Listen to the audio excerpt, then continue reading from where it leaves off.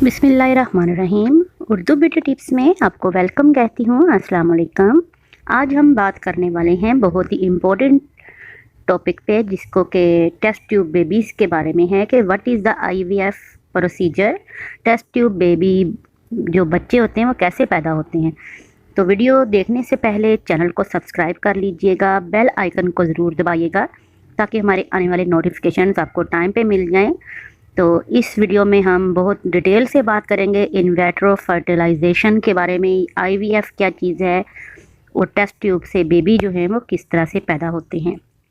इसमें मुख्तलिफ तरह के आपके मैं क्वेश्चंस के भी जो हैं आंसर दूंगी और बहुत डिटेल से आपसे इंशाल्लाह इस टॉपिक पे आज बात होगी। तो आपको इसमें वीडियो लास्ट तक ज़रूर देखिएगा। इसमें ये सबसे पहले मैं आपको एक रिपोर्ट दिखा रही हूँ जिसमें कि ये आईवीएफ का ट्रीटमेंट किया गया था। तो उसके साथ जो है ओवरीज वगैरह का उन्होंने टेस्ट लिया था। और ये चौहान ये रिप्रोडक्शन है, ये लाहौर में है, इनका डॉक्टर अरशद चौहान का क्लिनिक।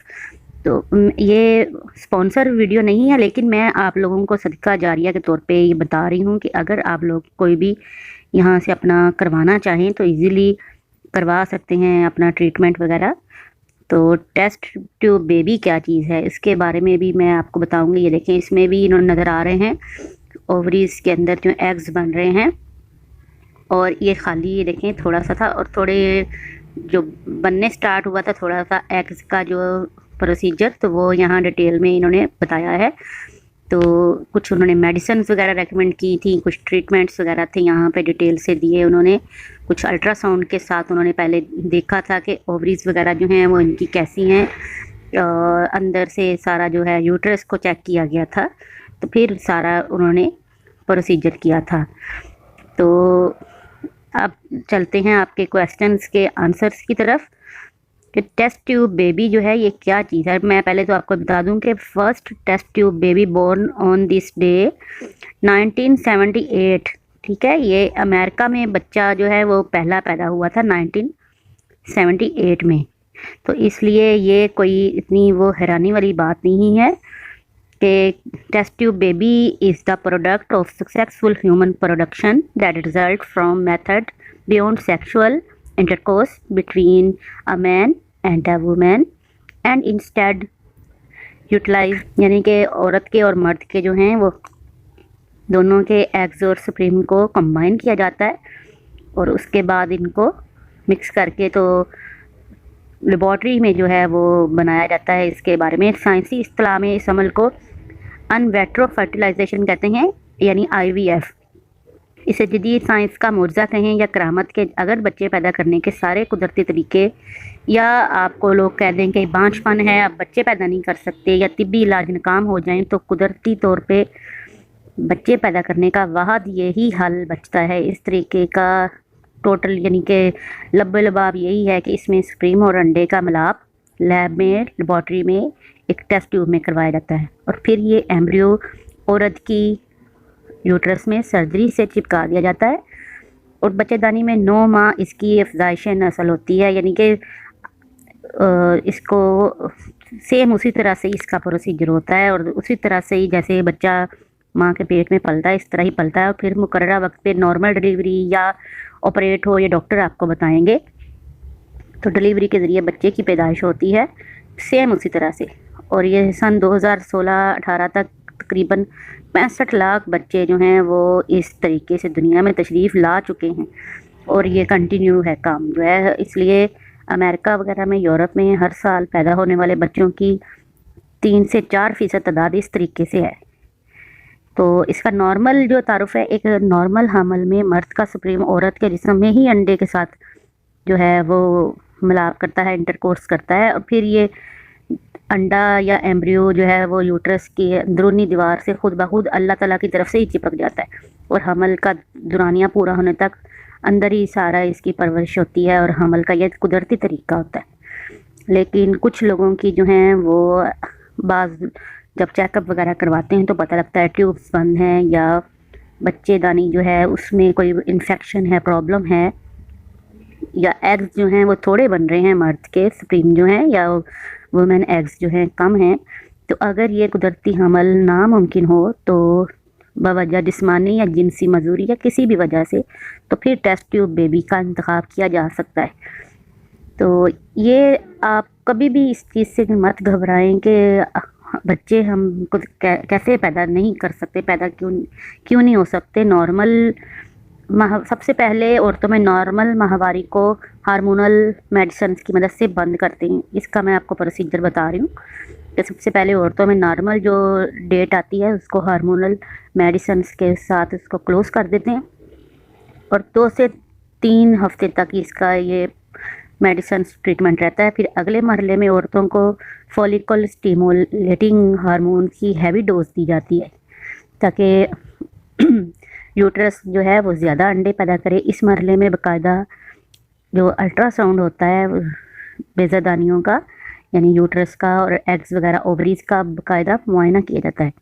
फिर दोनों जो आपकी ओवरीज होती हैं उनसे एग्स निकाल लिए जाते हैं और इस अमल में एक बारीक लचकदार सी ट्यूब को यूट्रस में जो है वो इंदहाम नहानी यानी कि आपके इनर पार्ट के ज़रिए ओवरीज में डाला जाता है और हवा की सिक्शन से जो है अंडे निकाल लिए जाते हैं। कामयाब बच्चे की पैदाइश के लिए 15 से 20 अंडे फर्टिलाइज करवाए जाते हैं और इस अमल में बाज़ लोग जो हैं वो डोनेट एग्स भी इस्तेमाल करते हैं अगर औरत मुस्तकिल बाँझ हो, लेकिन ये चीज़ हलाल नहीं है हमारे इस्लाम में। तो आप हलाल काम के लिए बेहतर है कि माँ भी वही हो, आप मियाँ बीवी जो हैं दोनों अपने मर्दाना स्पर्म और औरत के जो एग्स हैं उनको मलवाएं और ये अमल एक टेस्ट ट्यूब बेबी लैब के अंदर किया जाता है। इस अमल में चंद घंटों के बाद स्पर्म अंडों के अंदर दाखिल होने लगते हैं और अंडे जो हैं फर्टिलाइज होना शुरू हो जाते हैं। अगर स्पर्म्स में भी कमज़ोरी हो तो इनको डायरेक्ट अंडे के अंदर सुई से इंजेक्ट भी किया जाता है। इस मरहले में बाप के या जो भी अगर डोनेट किए होते हैं वो स्पर्म्स उनको यूज़ किया जाता है। इस्लाम में तो यही है कि बाप के जो एग्स हैं, बाप के स्पर्म्स हैं, उनको दाखिल किया जाए और टेस्ट ट्यूब के अंदर बनने वाले एम्ब्रियो अब बच्चेदानी में जाने के लिए रेडी हो जाते हैं। इस मरहले पर कुछ माहिरीन एम्ब्रियो में जेनेटिक जो डिजीज़ होती हैं उनका भी पता लगा के सिर्फ सेहतमंद एम्ब्रियोज़ का जो है वो सिलेक्शन करते हैं, मगर इससे इलाज जो है वो काफ़ी ज़्यादा बढ़ जाता है। और ये भी आपके लिए इसमें होता है कि आप बच्चे की जो जेंडर है उसका भी इंतखाब कर सकते हैं कि बेटा चाहिए या आपको बेटी, तो उसके हिसाब से वो वाई या एक्स के जो होते हैं उनको चूज़ कर लेते हैं कि इनमें से सेहतमंद कौन सा है। एक से ज़्यादा एम्ब्रियो बच्चेदानी में प्लांट करता है वरना एक ही काफ़ी समझा जाता है। बाज़ लोग अगर ट्विन्स लेना चाहें तो ट्विन्स भी इसमें मुमकिन है।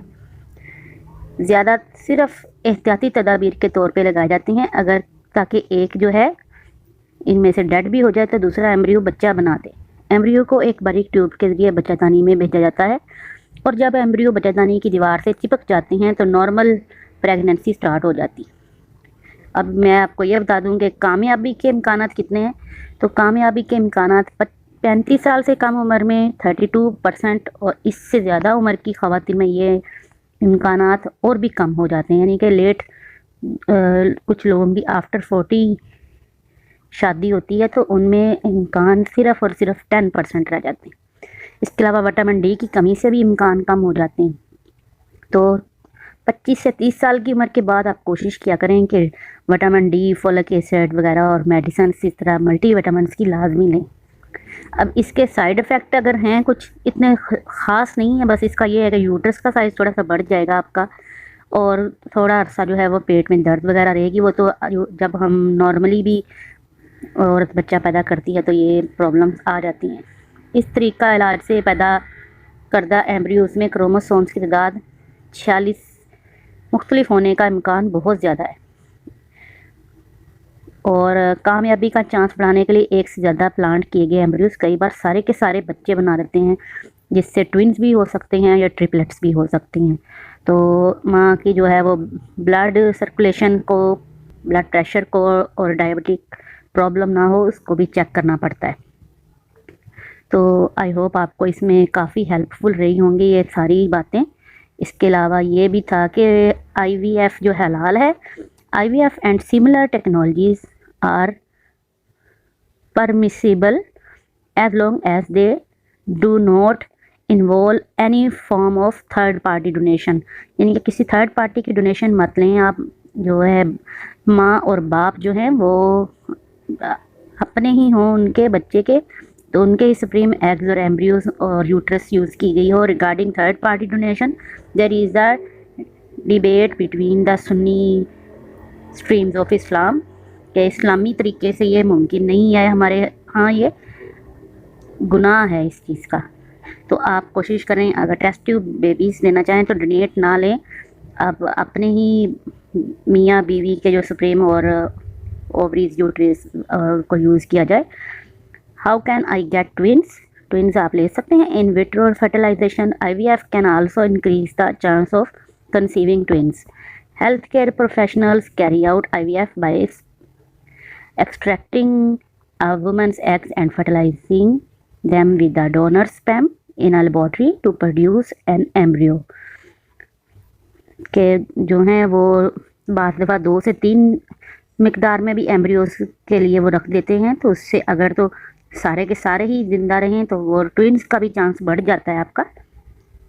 और इसके अलावा ये भी है कि आप बच्चे यानी कि बच्चे की जेंडर भी इसमें इजीली आप इसमें कर सकते हैं कि बेटा चाहिए या बेटी, क्योंकि जब इतने पैसे आप लोग लगा रहे हैं, ये पाकिस्तानी रुपीज़ में कम से कम 4 से 6 लाख रुपए का इसका अमूमन ख़र्चा होता है, जहाँ तक मेरा अंदाज़ा है। अब मे भी इसकी प्राइस बढ़ गई हो, लेकिन एक ही बच्चा जब लेना है आपने और आप इधर उधर जाने से बेहतर है अगर आपको है इतना अफोर्ड कर सकते हैं तो, और आफ्टर 40 आपकी शादी हुई है तो ये तरीका भी फ़ायदेमंद है। और इसके बारे में मैंने ये जो आपको सारा रिपोर्ट में बताया है, तो एड्रेस भी बताया है, मेंशन किया है, आप उसके ज़रिए भी देख सकते हैं सारा। What is it called when a woman can't have babies? Primary infertility refers to the inability to give birth either because of not being able to become pregnant or carry a child to live birth which may include miscarriages or a stillborn child. Secondary infertility refers to the inability to conceive or give birth when there was a previous pregnancy or live birth। यानी कि आप अगर तो आपको doctors ने कह दिया है कि बांझपन है आपके अंदर या बच्चा पैदा नहीं कर सकते, आपकी ओवरीज में मसला है या आपके बच्चे पैदा होके जो हैं वो उनकी डेथ हो जाती हो, तो एग्स वगैरह जो हैं वो आपके ज़्यादा नहीं जो इनफर्टिलिटी इनके अंदर है, तो फिर आप ये तरीका जो है इसको यूटिलाइज़ कर सकते हैं। ये मुख्तलिफ़ तरह के मैंने आपके जो क्वेश्चंस थे इसमें बता दिए हैं। एक वैसे नॉर्मल भी बात है कि ट्राइंग टू कंसीव, यानी कि how can I easily get pregnant, कि मैं नॉर्मल तरीके से प्रेग्नेंट कैसे हो सकती हूँ। तो फर्स्ट सबसे पहले आपको चाहिए कि अपना जो नॉर्मल आपकी पीरियड्स की रूटीन है उसको आपने चेक करना है कि उसकी रूटीन इक्वल होनी चाहिए। आपकी हर महीने जो है रेगुलर पीरियड आपको आने चाहिए, उनको मॉनिटर करना है आपने। और इसके अलावा सेक्स के लिए भी जो है वो मैंने पहले भी एक वीडियो बनाई थी जिसमें बताया था कि मियाँ बीवी जो हैं अगर पीरियड्स के 1 हफ़्ते बाद और पीरियड्स शुरू होने से 1 हफ़्ता पहले मिलें, यानी कि डेट्स वगैरह जो होती हैं इनकी उस दौरान मिलें, तो इसकी ये मैं अभी आपको यहाँ पे मेंशन भी कर देती हूँ, जो कि एक यही डॉक्टर जो हैं जिनके बारे में अभी मैंने डिटेल बताई थी, डॉक्टर अरशद चौहान, इन्होंने हमें मेंशन करके बताया था बाकायदा कौन सी डेट्स में अगर मिला जाए तो जो है बेबी बॉय जो हैं आप कंसीव कर सकते हैं। तो इसके अलावा आपने अपना बॉडी वेट जो है उसको ज़रूर रेगुलर करना है, वॉक लाजमी किया करें। इसके अलावा मल्टी विटामिन्स जो हैं, मिनरल्स, फॉलिक एसिड लाजमी लिया करें। शादी से पहले भी लेना शुरू कर दें तो बहुत ही अच्छी बात है, और हेल्दी फूड्स लिया करें। इसके अलावा बहुत ज़्यादा वर्कआउट जो है आपने यानी कि भारी वज़न चीज़ें ना उठाएं, और मुख्तलिफ़ तरह के मैंने आपको चीज़ें बताई थी, ये वॉलनट्स वगैरह बताए थे जो कि खाने से आपको बहुत इसका फ़ायदा हो सकता है। एवोकाडोज़ हैं जो कि खाएं तो उनसे भी बच्चे पैदा होने के जो हैं वो चांसेस बढ़ जाते हैं। मुख्तलिफ़ तरह के इनमें मिनरल्स हैं, विटामिन्स हैं, और इसके अलावा अंजीर जो है ये आपको फ्रेश मिल जाए या किसी भी फॉर्म में मिल जाए, ड्राई मिल जाए तो उनको आप खाइए। पूरी वीडियो मैंने इसके बारे में अब ऑलरेडी अभी ये पीछे ही 1 या 2 वीडियो पहले आपको अपलोड करके बताई है, जिसमें कि आप बच्चे पैदा करने के लिए मर्द और औरत के जो है एग्स और स्पर्म जो हैं वो किस तरह से दोबारा से आप उनको एक्टिवेट कर सकते हैं। तो ये कुदरती तरीके हैं सारे के सारे। इनमें बीट रूट्स हैं, चुकंदर का जूस जो है ये मर्दाना ताकत में बहुत इजाफा करता है। देसी अंडे जो हैं ये औरतों मर्दों दोनों के लिए बहुत फ़ायदेमंद हैं। तो नॉर्मल भी आप लोग अगर ग़िज़ाएँ जो हैं सेहतमंद ज़िंदगी गुजारें, नॉर्मल ग़िज़ाएँ खाएँ और थोड़ा सा अगर इंतज़ार कर लें। अगर तो अर्ली एजेस में आपकी शादी हुई है तो वेल एंड गुड, बहुत अच्छी बात है। मैं इस्लामी तरीके में देखें 21-22 साल जो है आइडियल एज है आपके बच्चों की शादियों के लिए। तो उसमें आप बच्चों की शादियां करें, उनको शुरू से बेहतरीन ग़िज़ा दें, मल्टी विटामिन्स दें, ग्रेन्स वगैरह जो हैं, सब्ज़ियां फल दालें दें, तो बहुत फ़ायदा है उनके लिए। तो ये टेस्ट ट्यूब बेबीज़ की जो ऑप्शन आती है ये लास्ट में आती है, और वो उन लोगों के लिए जिनका 40+ यानी कि शादी 40 साल के बाद हो और बच्चे पैदा करने के इम्कानात बहुत ही ज़्यादा कम हो जाएं, लेकिन किस माँ बाप का दिल नहीं करता कि हमारी भी औलाद हो। तो अगर आप अफोर्ड कर सकते हों तो इसके लिए फिर ये प्रोसीजर जो है ये सारे का सारा डिटेल जितनी मैंने बताई है आप इसको यूटिलाइज़ कर सकते हैं। डॉक्टर से आप कांटेक्ट कर सकते हैं। मैंने ये लाहौर में डॉक्टर हैं जो जेल रोड पे ये ऑपोजिट हैं, लाहौर कॉलेज ऑफ वुमेन के ऑपोजिट हैं, डॉक्टर अरशद चौहान क्लिनिक। तो इनका एड्रेस मैं लिंक डिस्क्रिप्शन में दे देती हूँ, आप उनसे कांटेक्ट कर लीजिएगा। आईवीएफ के बारे में रिसर्च है उनकी और एक कंप्लीट उनका अथॉरिटी है, वो खुद जो है मेडिसिन्स के बुक्स वगैरह और प्रोफेसर हैं उसके बारे में, गायनाकोलॉजिस्ट हैं बहुत बड़े। मैं भी अपने बच्चों की दफ़ा उनके पास जाती रही हूँ, मेरा अपना एक्सपीरियंस है माशाल्लाह। मेरे बेटे और बेटी के लिए मैं उनके पास जाती रही हूँ। उनकी पूरी टीम वर्क है और बहुत ज़बरदस्त तरीके से वो आपके साथ डिस्कस करते हैं, आपकी फ़ैमिली हिस्ट्री ये सारी डिटेल्स आप उनको बताइएगा। टेस्ट वगैरह जो आपको बताएंगे, मेडिसिन रेकमेंड करेंगे, डेट्स वगैरह डिटेल से बताएंगे आपको इंशाल्लाह। तो वो ज़रूर आप उनको फॉलो कीजिएगा। अगर आप अफोर्ड कर सकते हैं तो ज़रूर इनसे कांटेक्ट कीजिए।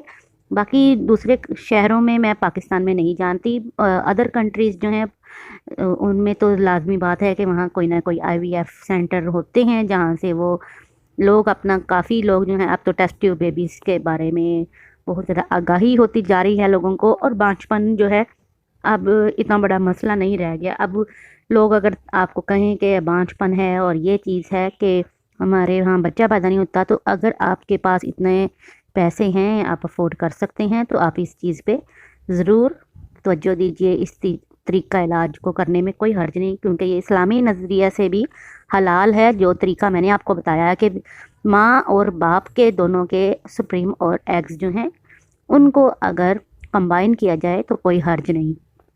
बाकी ट्रीटमेंट तो वो नेचुरली चलेगा। सिर्फ आपके जो इंटरकोर्स करते वक्त जो मिलाप में नहीं काम हो रहा, उसको टेस्ट ट्यूब लेबॉर्ट्री में वो कंबाइन करके तो इंजेक्ट कर देते हैं मदर की वॉम्ब में, यानी कि माँ की बच्चेदानी में, बेज़ादानी में।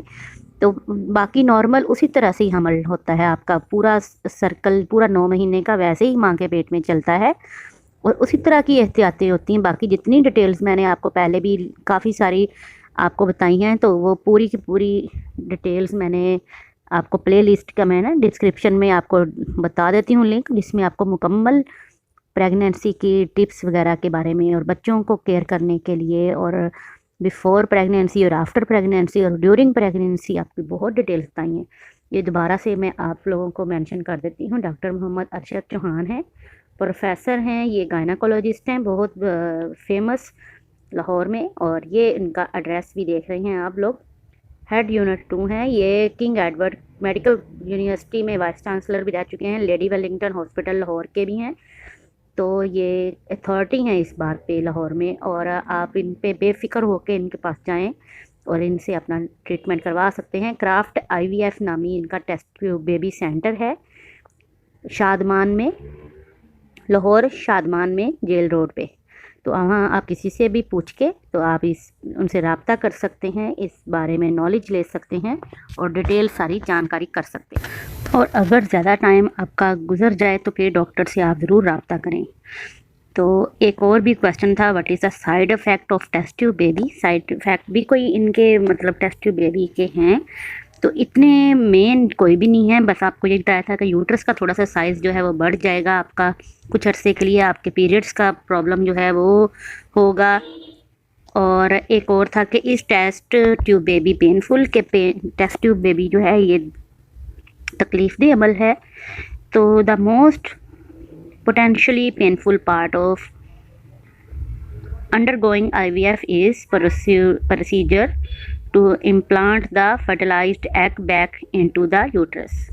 तो जब यूट्रस में दाखिल किए जाते हैं ना एग्स, तो वो हल्की सी बस आपको प्रॉब्लम तकलीफ़ होगी, लेकिन वो इतनी नहीं होगी जिस तरह आपको नॉर्मल सिरिंज वगैरह लगाई जाती है इस तरह से वो इनको इम्प्लांट करते हैं।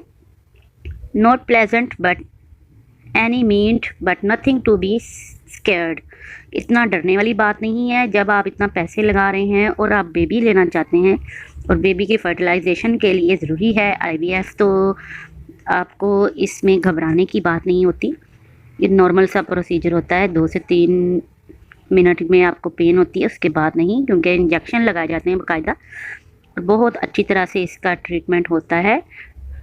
बाकी डिटेल सारी जितनी भी मैंने आपको बताई है एम्ब्रियोज़ के, यूट्रस की, ओवरीज़ की, स्पर्म और एग्स वगैरह की, तो इसमें फर्टिलाइज़ कैसे होते हैं, 2 सेल्स कैसे हैं, 4 सेल्स, 8 सेल्स, 16 सेल्स, उसके बाद जो है फेटस कैसे बनता है और बच्चे का जो साइज़ इंक्रीज़ होना शुरू होता है, ये तमाम बातें जितनी भी हैं टेस्ट ट्यूब बेबीज़ के बारे में मैंने डिटेल से आज आपको बताई हैं।